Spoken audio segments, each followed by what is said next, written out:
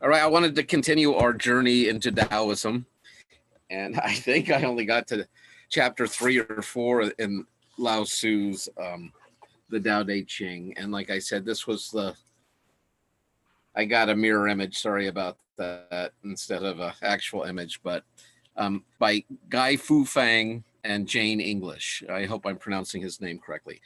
But like I said, there's lots of great translations out there, but it's just like the Bible. You get partial to a certain style or way it's written. And I think just because this was my first exposure, it kind of like set in my mind like this is the standard that all the other ones have to measure up to.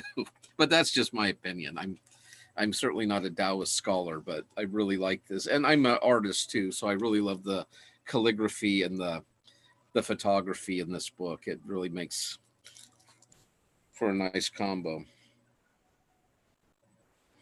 We only got through chapter 3. So here we are in the Dao De Ching, chapter 4. So just enjoy, sit back, open your minds, and we'll go into this. I changed up my background today. I thought I'd show you my beautiful bougainvillea. He's the guardian of my back entrance. It's wonderful. He's thriving. All right. 4. The Tao is an empty vessel. It is used but never filled. Oh, unfathomable source of 10,000 things.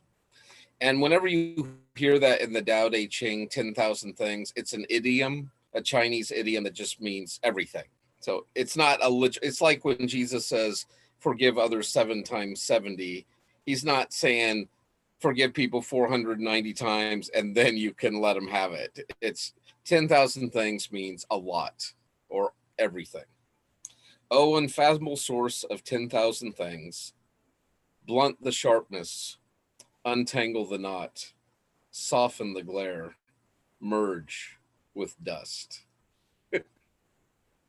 Oh, hidden deep, but ever present, I do not know from whence it comes. It is the forefather of the emperors. And I love this little quad list he goes through of examples of what he's talking about. And I'd love to hear your commentary on this. What do you think Lao Tzu's getting at when he says, blunt the sharpness, untangle the knot, soften the glare, and merge with dust? Any thoughts on that one? I think of like you were talking about with the yin and the yang, how the out of the 2 becomes 3, and out of the 3 is everything, right? Mm-hmm. And how I think if there's an extreme of sharpness, or there's an extreme of anything, that the goal is to bring that into a middle ground that satisfies all. Wow, Ryan, you're just really wowing me right now. And let me pull up I want to keep saying yang, but I keep hearing these Chinese speakers say yang. So we may have to jump back and forth till I decide. Oh, didn't want that one. That's what, oops. Sorry, folks, still learning the technology.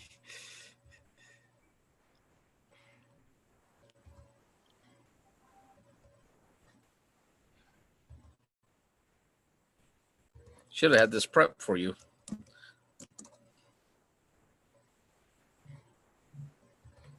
It'll just be nice to have it up while we're talking. Oops, images.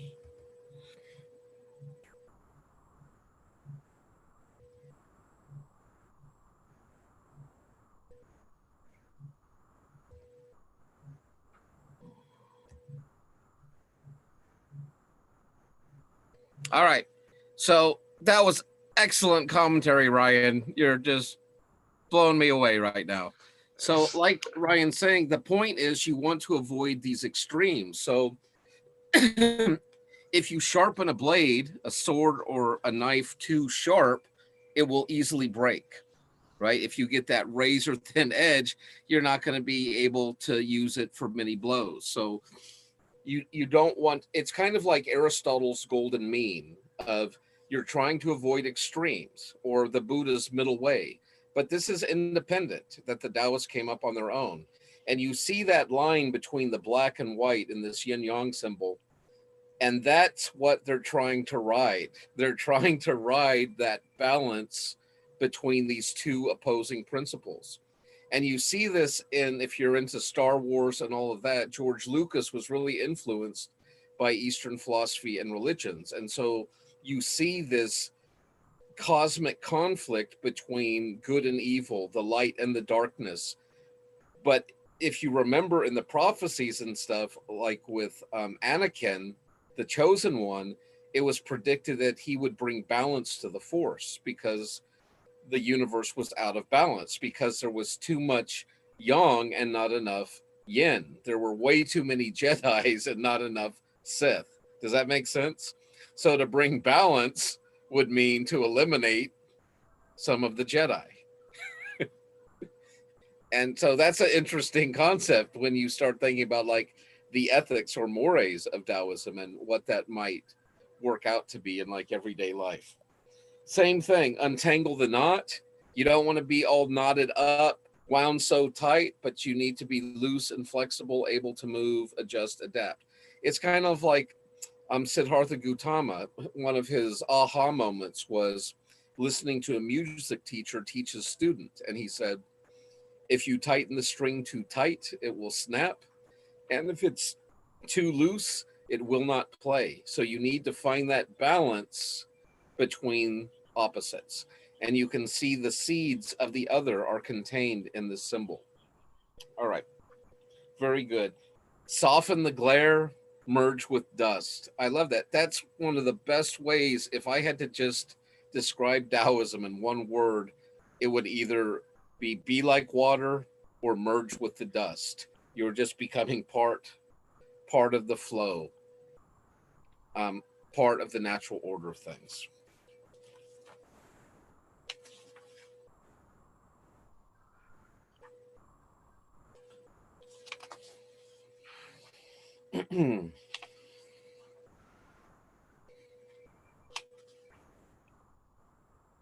I'm skipping over to chapter 8. The highest good is like water. Water gives life to the 10,000 things and does not strive. It flows in places men reject, and so it is like the Tao. In dwelling, be close to the land. In meditation, go deep in the heart. In dealing with others, be gentle and kind. In speech, be true. In ruling, be just. In business, be competent. In action, watch the timing. No fight, no blame.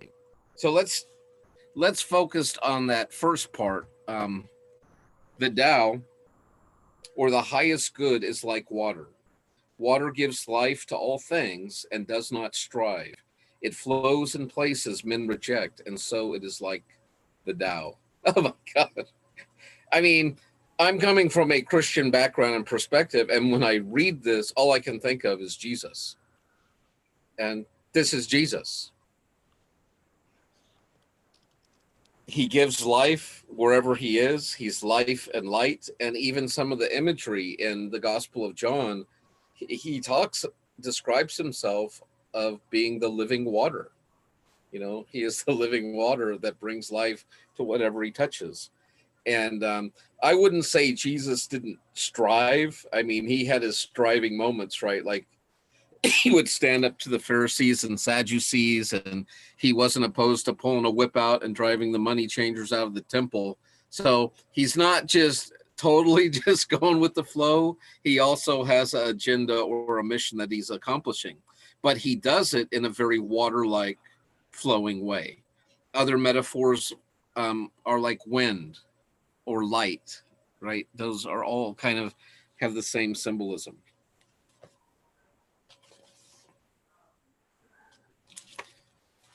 Better to stop short than to fill to the brim. Over sharpen the blade and the edge will soon blunt. Amass a store of gold and jade, and no one can protect it. Claim wealth and titles, and disaster will follow. Retire when the work is done. This is the way of heaven. And there's a great Zen story of an American philosopher who went over to Japan, and he met a Zen master, and he wanted to study Zen Buddhism with him. And the Zen master said, "Oh, that's so wonderful. Come in and have some tea with me." And so he brings him in for some tea, and he's got his teacup there, and the Zen master's pouring tea into it, and the cup fills, and the Zen master keeps pouring, and it just keeps flowing over the top of the cup. And finally, the American philosophy professor can't take it anymore, and he just goes, "Dude, my cup is full." And the Zen master says, "I know.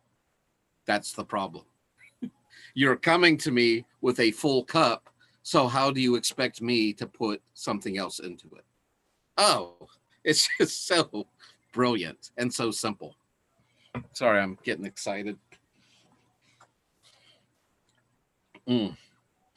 And we already kind of talked about over sharpening the blade, and the best way to avoid thieves is to have nothing worth stealing. Right? It's just such like a happy, childlike philosophy. It's just so simple and direct. You're not making all these convoluted issues and labyrinths, Byzantine labyrinths in your mind. You're not doing all these dialectics. You're simply like a little child in the world full of wonder. Or you're like water in a happy brook flowing down the stream, headed on your way back down to the ocean. And you're just enjoying the ride along the way. And as long as you're following that flow, everything is going to go as it should be. But if you try to get out of that and go against the way of nature or the way of Tao, it's not going to go well for you. Oh, this is a good one. Number 11. 30 spokes share the wheel's hub, yet it is the center hole that makes it useful. Shape clay into a vessel, but it is the space within that makes it useful. Cut doors and windows for a room, it is the holes which make it useful. Therefore, profit comes from what is there, usefulness from what is not there. Let me grab number 1 real quick to make an illustration.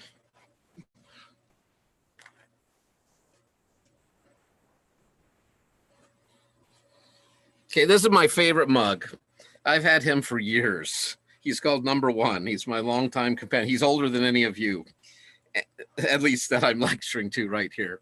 And when I bought this mug and brought him home with me, I did not buy it as a Taoist. I actually bought it as a Platonist. And when I looked at this mug, it was resonating with my like ideal form of mugness. But check out this Eastern way of thinking. They're not looking at what's there. They're looking at what's not there, because this empty space is what makes this of value. If this was just solid clay, it would still look pretty and all that, but it would be completely worthless as a coffee mug. It would make a good paperweight or something, or a bludgeon for self-defense, but it's not going to hold a lot of coffee if there's no emptiness. And think of the spiritual applications of that. If you are so full of yourself, how is the Spirit of God going to get in and play his beautiful music through you? And there's a great Christian tradition called the Flute Maker. And in this story, and it's very Taoistic, the parallels are just stunning to me. But in this story of the Flute Maker, in order to make a flute, he goes down to the river and collects reeds, but then he has to cut the reeds from their source of the roots and the life and the stuff they had there by the riverbank, and they have to die first. They're cut down, they are dried out, and they die. And then, as if death wasn't enough, the master flute maker comes in and he actually carves out the reeds and hollows them out so there's nothing left inside of them. they become an empty shell.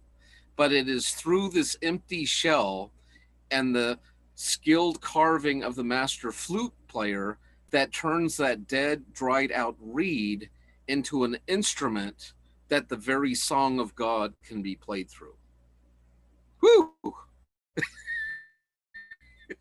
And we hate it, right? We hate being cut off from what we think was our life and our flourishing. We don't want to die. We're clinging to that little ego self life.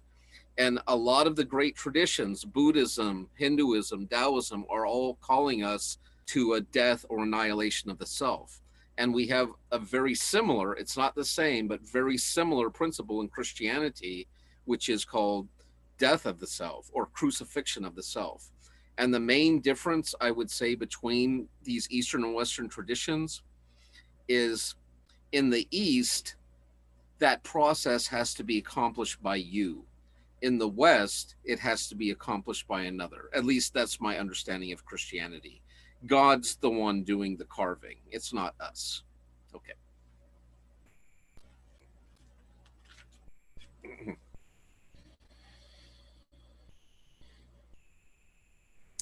So profit comes from what is there, usefulness from what is not there.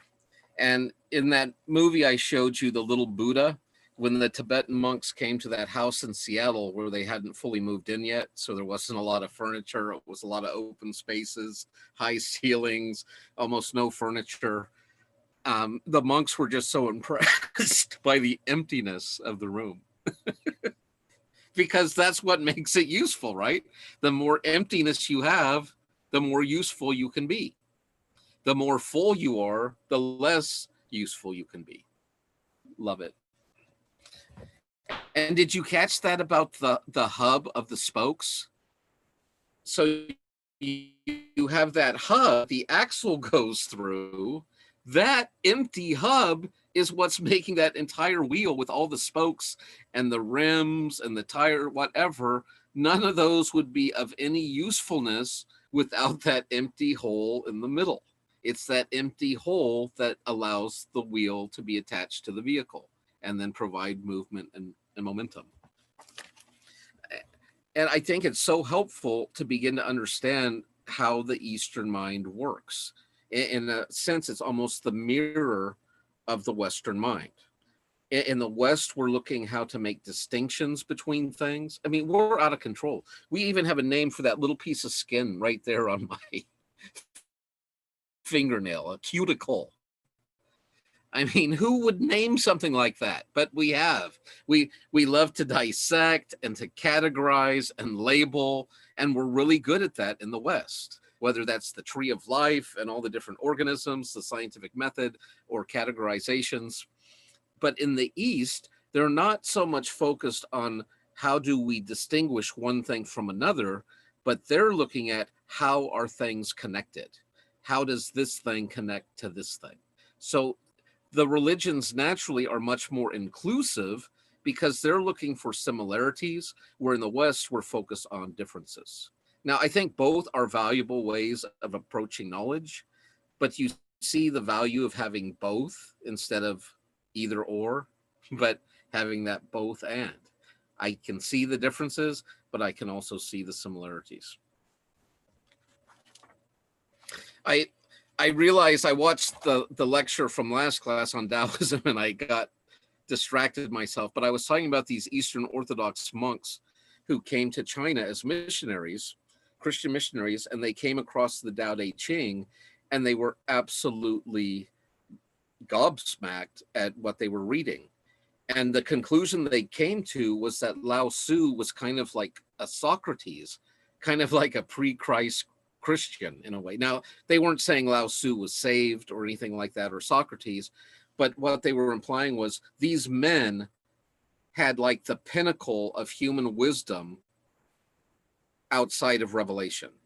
They weren't, without that direct revelation of the Holy Spirit, this is what they were learning and observing about life simply by being keen observers and questioners.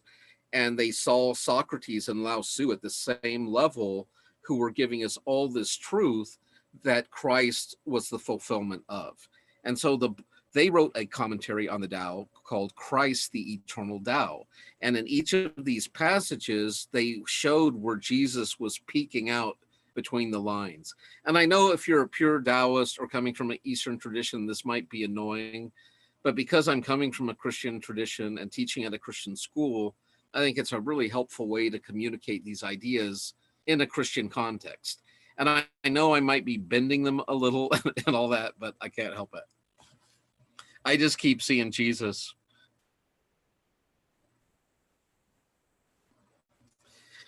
The 5 colors blind the eye. The 5 tones deafen the ear. The 5 flavors dull the taste. Racing and hunting madden the mind. Precious things lead one astray.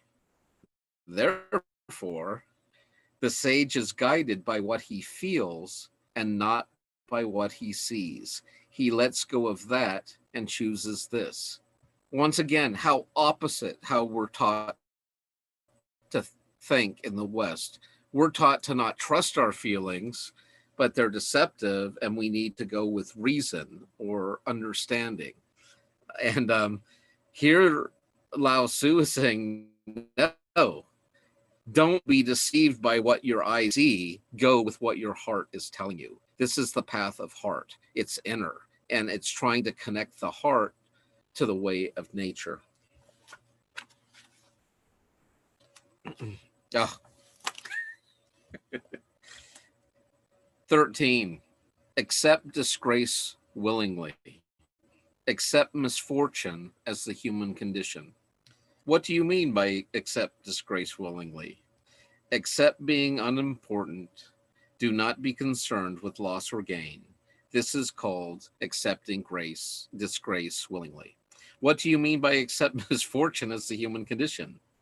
Misfortune comes from having a body. Without a body, how could there be misfortune? Surrender yourself humbly, then you can be trusted to care for all things. Love the world as your own self, then you can truly care for all things. And you can just hear the Sermon on the Mount echoing through these pages, even though this was written 500 years before the Sermon on the Mount.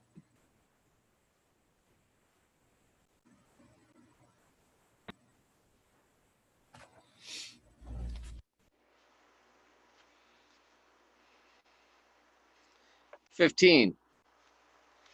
Here's a nice one. It's a sand dune with his calligraphy on it. The ancient masters were subtle. And when I'm reading this, think of all the little characters you've seen in movies, or it would be like a Yoda type, or if you saw Eddie Murphy in The Golden Child and that little imp that lived up in the Himalayas that was like the keeper of this sacred blade and that could kill demons. But when you have these kind of like sage characters, they're often portrayed as like mischievous children because they have converted from, even though they know so much through life experiences, they've chosen to forget. And that's what the sage does. Like the scholar, every day he's trying to add something to his knowledge. For this sage, he's trying to forget a little something every day and become more and more like a little child once again, just full of wonder into the world.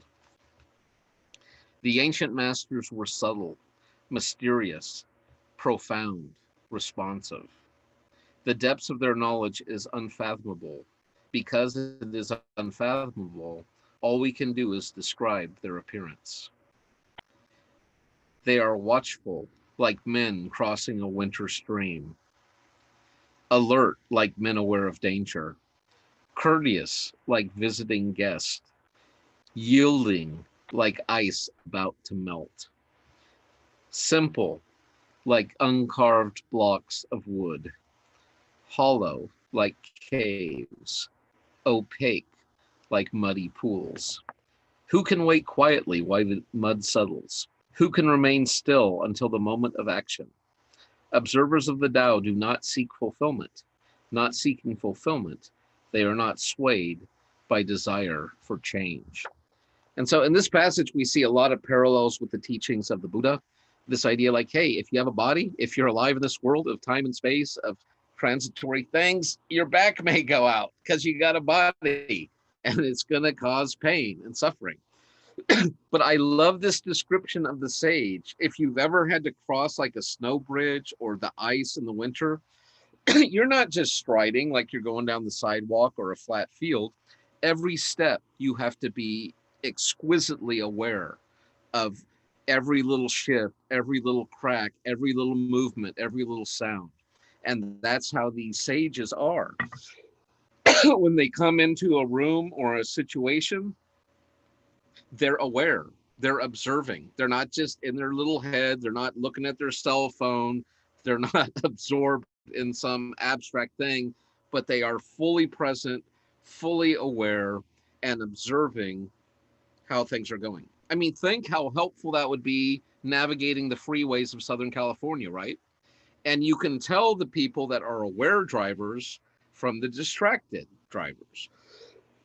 An aware driver is anticipating people coming into his lane, maybe a tire blowing out, and they're thinking all the time, what would I do in these scenarios? You know, they're being aware, present, planning ahead. They're looking far ahead down the highway to make sure there's not a slowdown or a semi truck in their lane and they need to get over or that sort of thing. They're not reacting to life as it's happening to them, but they become part of the flow of life because they're observing the way that it is going. Okay.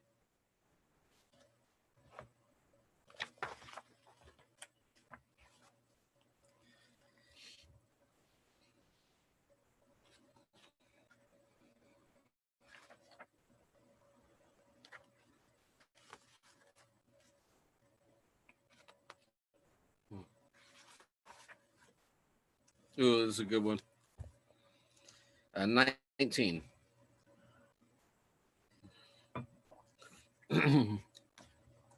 Give up sainthood. Renounce wisdom, and it will be 100 times better for everyone. Amen. Give up kindness. Renounce morality, and men will discover true family loyalty and love. Give up ingenuity. Renounce profit, and bandits and thieves will disappear. These three are outward forms alone. They are not sufficient in themselves. It is more important to see the simplicity, to realize one's true nature, to cast off selfishness, and to temper desire. Did you guys understand that one?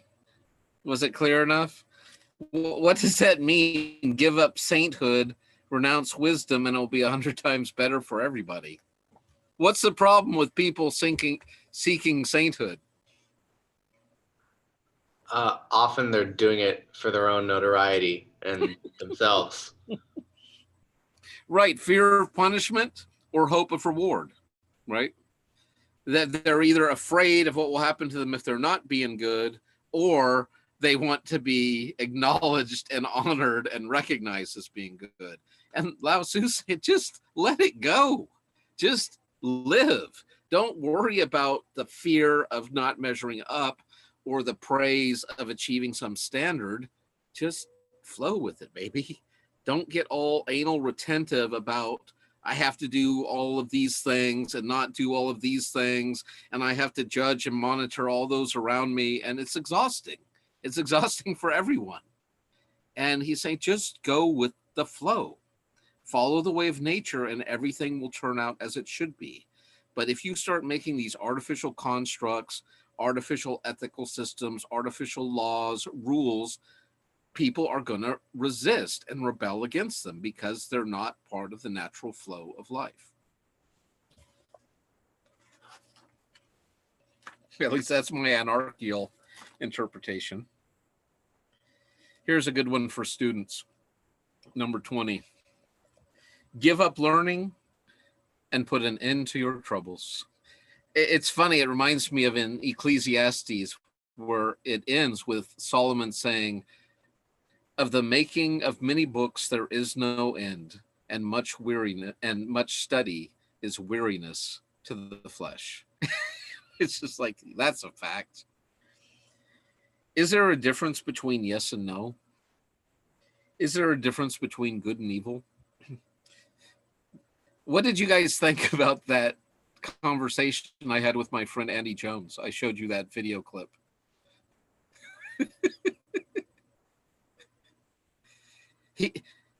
It was so weird because he wasn't willing to make any distinctions, and then he rolls out, I do believe in life and death. And I'm just like, what are you talking about? How can you have no distinctions about good and evil, right or wrong, this or that, but now you're concerned with, you believe life and death are of great importance? And maybe it's just a Taoistic paradox. Must I fear what others fear? What nonsense. Other people are contented, enjoying the sacrificial feast of the ox. In spring, some go to the park and climb the terrace, but I alone am drifting, not knowing where I am. Like a newborn babe before it learns to smile, I am alone without a place to go. Others have more than they need, but I alone have nothing. I am a fool. Oh, yes, I am confused. Other men are clear and bright, but I alone am dim and dark. Other men are sharp and clever, but I alone am dull and stupid. Oh, I drift like the waves of the sea, without direction, like the restless wind.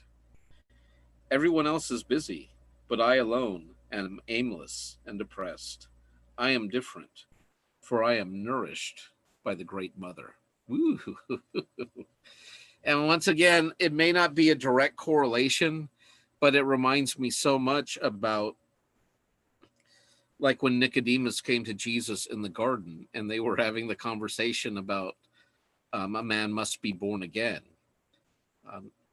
He must become like a little child again. And I love that parallel, because that, I think, is like the goal these Taoists are shooting for, is this childlike simplicity. And they're not worried about honor and education and etiquette and rules and forms. They simply want to live this simple, harmonious life. And the harmony is in harmony with nature.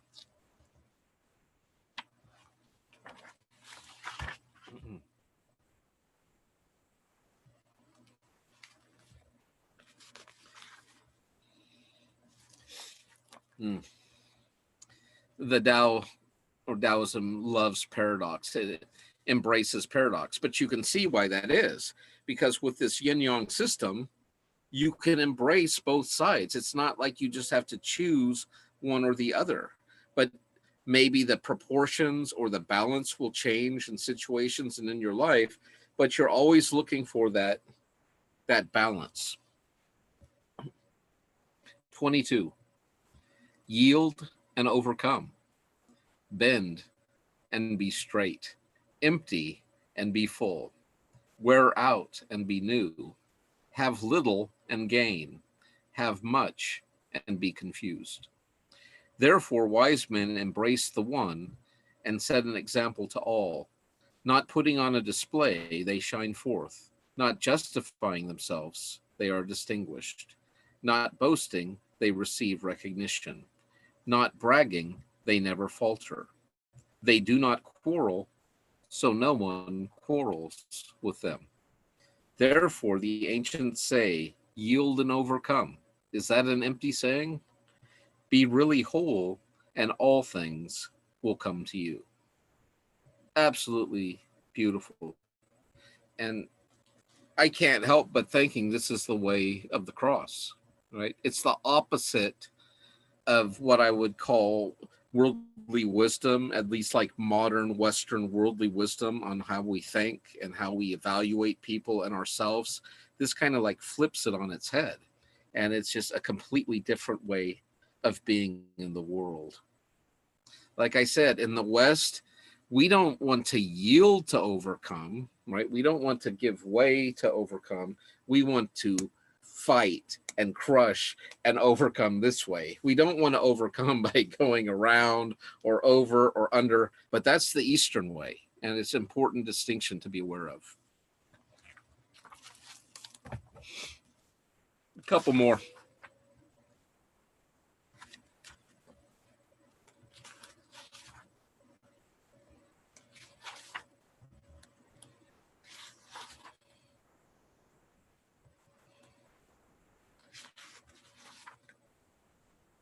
No, this is a good one. A good walker leaves no tracks. A good speaker makes no slips. A good reckoner needs no tally. A good door needs no lock, yet no one can open it. Good bindings require no knots, yet no one can loosen them. Therefore, the sage takes care of all men and abandons no one. He takes care of all things and abandons nothing. This is called following the light. What is a good man? A teacher of bad men. What is a bad man? A good man's charge. If the teacher is not respected and the student not cared for, confusion will arise, however clever one is. This is the crux of the mystery. What a beautiful way of looking at good and bad people, right? And once again, they're two parts of the whole. And so you're not completely separate. You're all contained together. And so you need to figure out those relationships with people that you might want to label as bad or evil or wicked. What should be your relationship to those people? And Lao Tzu's saying, those are your students. They're waiting for you to teach them.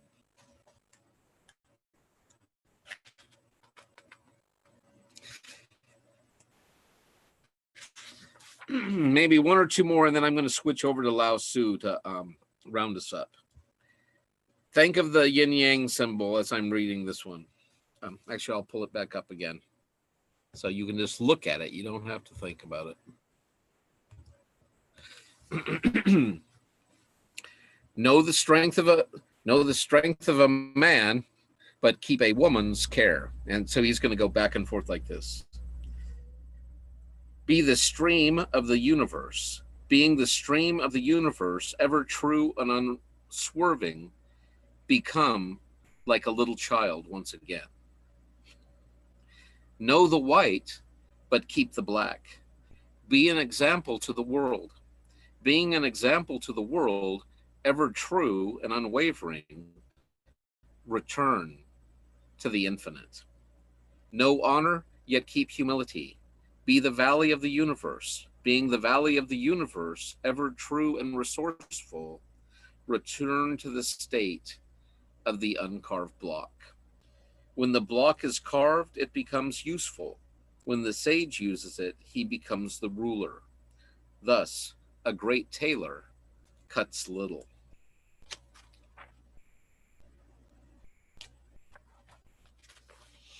Mm.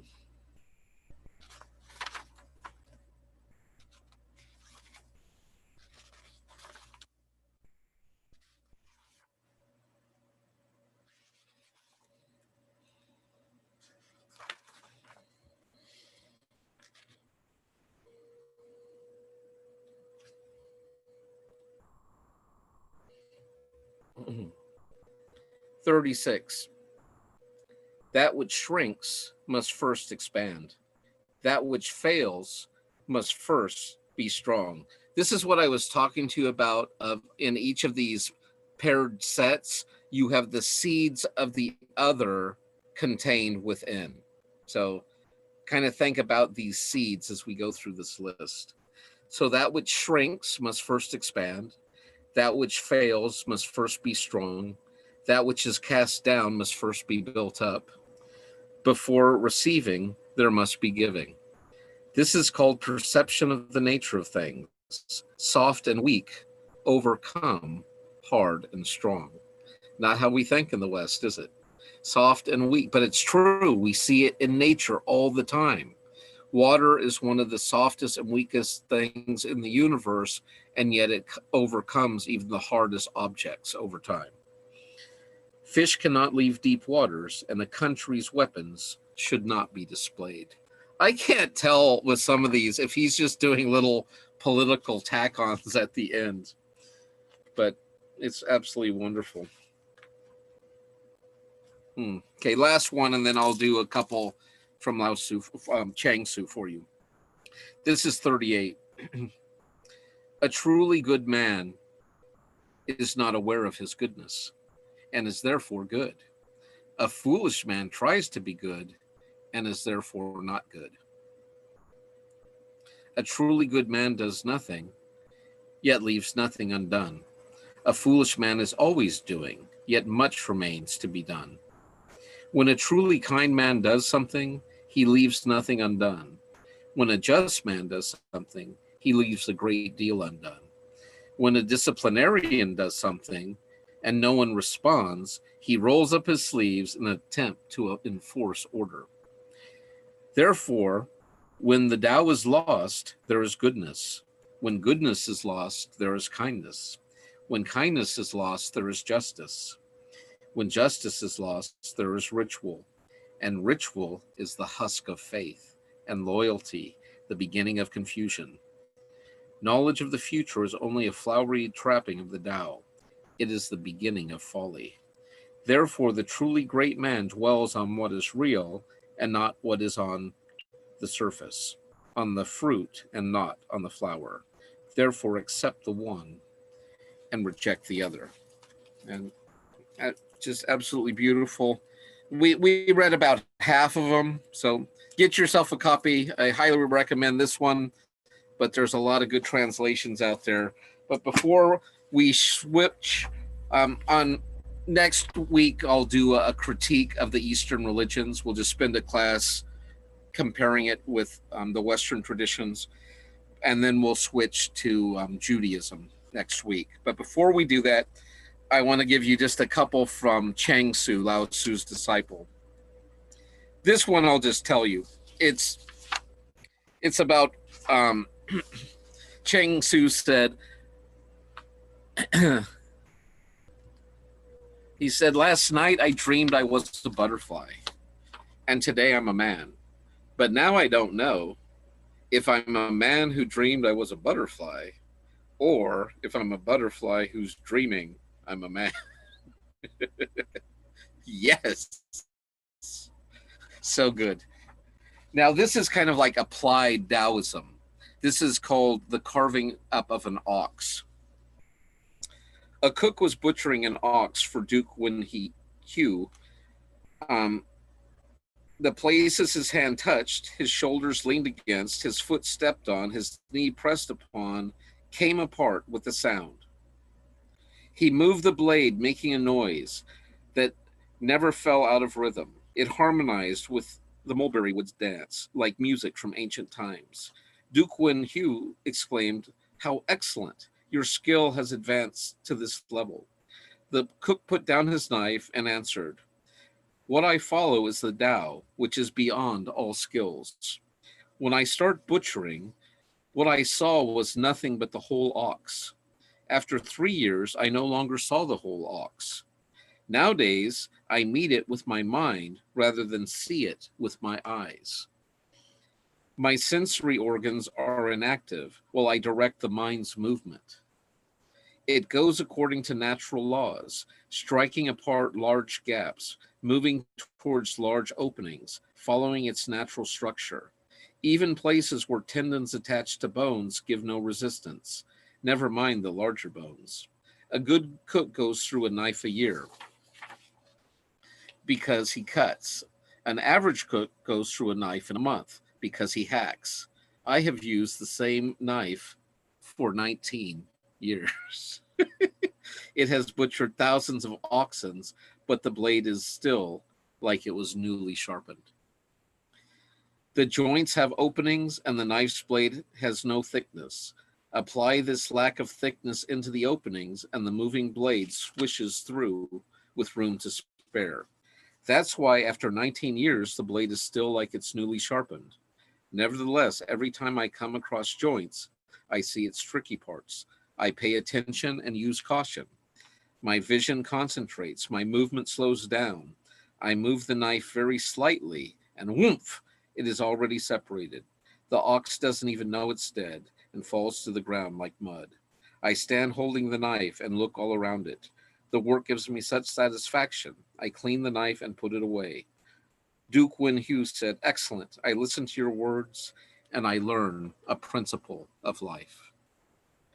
Ever since I read that, every time I carve a chicken or turkey or something now, I'm trying to do it like this Taoist butcher. And I'm trying not to hack. I'm trying to look at what I'm going to carve and try to find the natural joints, the natural crevices, the cracks, and just to kind of let my mind's eye guide the knife through those joints. And it's so true.